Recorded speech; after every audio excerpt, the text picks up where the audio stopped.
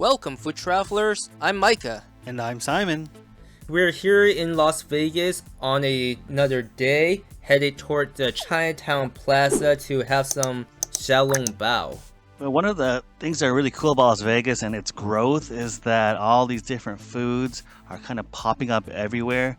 And not that this place is necessarily new, but a lot of the new restaurants that are kind of around the area in the Chinatown, it's just really grown a lot. Yeah, and as you guys saw earlier in the video, even though we're off strip, we're actually pretty close still. You can still see it in the near distance. Yeah, and one of the interesting things about this was we actually ended up walking from this location back to the strip. So in terms of walking wise, it's close enough. It's one of those things where it's kind of in the middle. It's kind of seems far, but also seems close.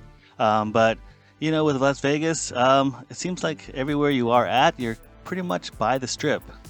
And starting off here at the Xiao Long Dumpling restaurant, they are known for their dumplings. So when you do come here, expect to eat a lot of dumplings and carb up.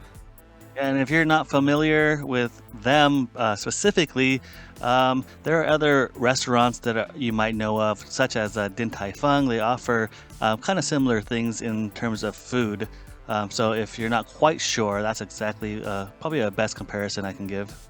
Yeah, I agree. I think that is definitely a great comparison to how Xiao Long Dumpling is. One thing to mention here is Xiao Long Dumpling. Their skin of the soup dumpling is a little bit on the thicker side in comparison to Din Tai Fung. For me, I kind of expected to have more soup inside the dumpling. Unfortunately for this, it was not quite the case.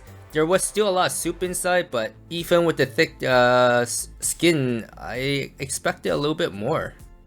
Yeah, I agree. It's it's good. Flavor-wise, everything it tasted very good. One thing I would probably suggest for anybody who's going is you definitely want to eat it when the dumplings are hot. Don't let it cool down too much. Something I noticed is for some of those dumplings that we kind of didn't eat right away, they kind of really stuck, and so once you pulled them off from that little piece of paper that kind of makes it so it doesn't stick, the skin actually broke, and so all the liquid actually just poured out, and you ended up having a dumpling without any soup. Yeah, that's the unfortunate case for us. I mean, we gotta feed the camera first, right? Yep, exactly. The camera always eats first, so unfortunately, when you let the camera eat first, you don't quite always get the best bites that you want.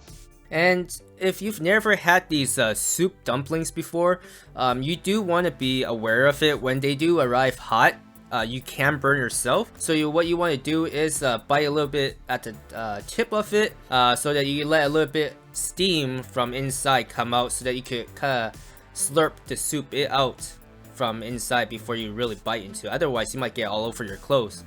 Yeah, it'll squirt out like a squirt gun and kind of get everywhere on you, and especially if it's hot, you'll also get burnt. So that's something to take into consideration. What are the other items we ordered, Micah? Yeah, so one thing we did order is chili-based pork wonton.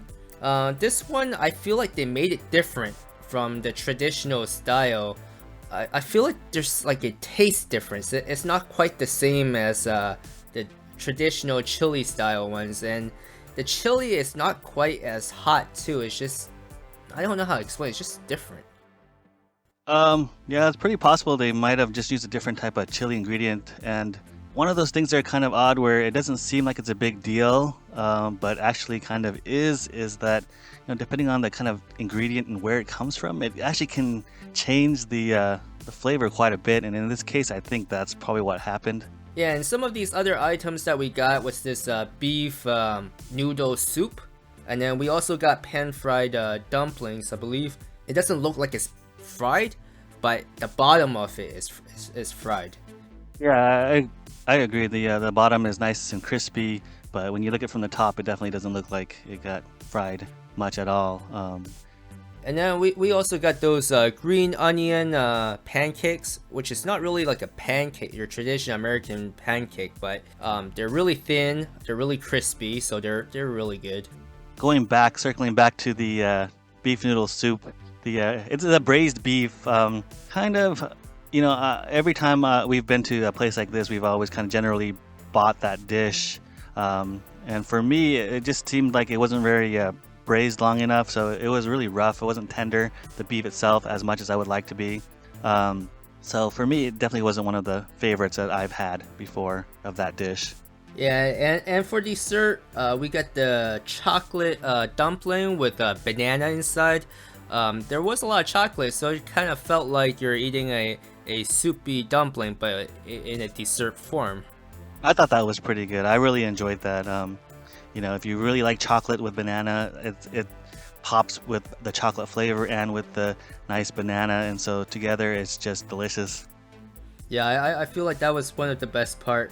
Overall, I think this is worth trying if you like dumplings, but I feel like I probably wouldn't go back again. Yeah, and one of the things to kind of note is that it's off strip, so you don't have to pay that strip price premium. So if it's something you want to try and you like dumplings, definitely give it a shot. So after we had lunch and had all those dumplings, we headed back towards the strip. And as I mentioned earlier, we actually walked quite a bit because we decided we wanted to see how it was like walking back to the strip since it looked so close.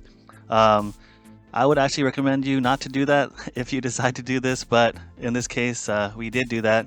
So we ended up being quite hungry, and when we got back to the MGM, we actually was at the Pac-12 tournament, which was pretty cool. All the college Pac-12 teams were there playing in Las Vegas, right next to the MGM, the Park MGM.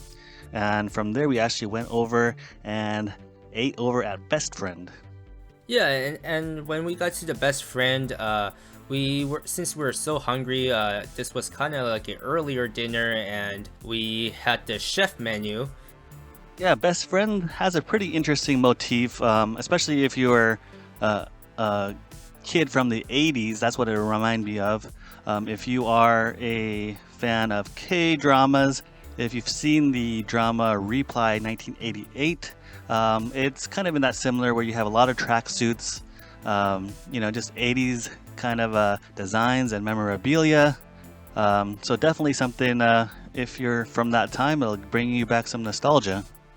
And another thing to note is when you first enter the restaurant, you see all the snacks and different type of stuff in the front of the restaurant. All that stuff are for sale, so you can't purchase anything from the front of the restaurant before you actually head to sit down. Yeah, it's kind of this mini mart kind of design. That's what it reminded me of, at least. Mini mart design back from the 80s, 90s, and then kind of once you go through this, not so much secret door, but kind of this door where you get to the back restaurant. It's this kind of huge location, actually a lot bigger than I originally thought it would be. But there's tons of seats, a bar, and that's where you go grab your food. Yeah, I was not expecting the size of the restaurant, especially just looking from the front. I thought it was going to be pretty small. It's like, where do they fit everyone? But yeah, it's huge back there, and it's also very, very loud too. It's a very loud, very dark restaurant, so be prepared for that. Yeah, it kind of reminded me of a club scene in a way. So we ended up having the chef menu. It was about $69 per person. And what did that include, Micah? And with the chef menu, that included the banchan, koji tacos, slippery shrimp, kimchi fried rice, garlic chicken, the kalbi, and then a dessert. Yeah, as mentioned earlier, that included the banchan, which is the side dishes, and that's so weird too, to say the side dishes is part of the chef menu. Like any traditional Korean restaurant, that is free. I mean, I've never seen that as saying, yeah, this is the items. Yeah, I agree. It was kind of odd. Banchan is just one of those things, those side dishes that come regardless of what you order, and then it's just given as kind of hospitality for coming in and eating. It's just something to give you different flavors, just without having to quite order it exactly. But yeah, it's weird to be as a part of the chef menu itself. And as the server described it as, since this is chef menu, items will come out whenever they come out. There's no time frame or timeline or sequential of when they come out. I thought that was kind of interesting. And kimchi fried rice, as you see in the video, is one of the chef menu items. But you know, with kimchi fried rice, usually really good kimchi fried rice is there's a lot of kimchi inside. It's in a clay pot, so you get that crispy fried rice and a lot of flavor. But in this one, it was really light. I don't know what this was. I completely agree. It was light on the kimchi. To me, it didn't even taste like it had kimchi in it.